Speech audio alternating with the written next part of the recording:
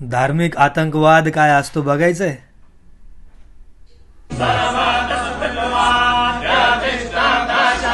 बुद्ध पौर्णिमेला बौद्धांच्या महाबोधी महाविहारात शिवलिंगाची पूजा केली गेली.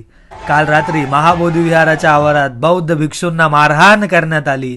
भगवान बुद्धांनी जिथे 6 वर्ष तपश्चर्या केली होती तिथे नमन करायला गेलेल्या महाराष्ट्रीयन बौद्धांना पण मारण्यात आलं.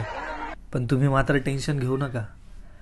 तुमच्या विहारांवर अतिक्रमण हो, तुमच्या लेण्यांवर अतिक्रमण हो, तुमच्या भिक्खू संघावर कोणी हात उचलो, बौद्ध उपासकांना, तुमच्या परिवाराला कोणी दिवसा ढवळा काठ्यांनी मारो, पण तुम्ही मात्र टेन्शन घेऊ नका. तुम्ही खा प्या मजा करा.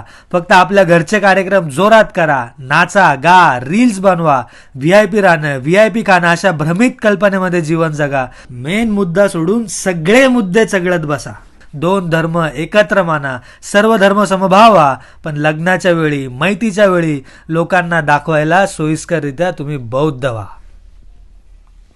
तुमच्यातले अनेक जण दुश्मनाच्या घरात जाऊन मॅनेजमेंटचा कोर्स विकत घेतात. एकदा कोर्स केला की त्यांना मॅनेज व्हायची, दलाली करायची सवय लागते. म्हणून आज ही बाबासाहेबांच्या आंदोलनाची स्थिती आहे. तुमच्या या ढोंगाने, या दलालीने आज ते मार खातायत, उद्या तुम्ही मार खाल. पण तुम्ही मात्र टेन्शन घेऊ नका.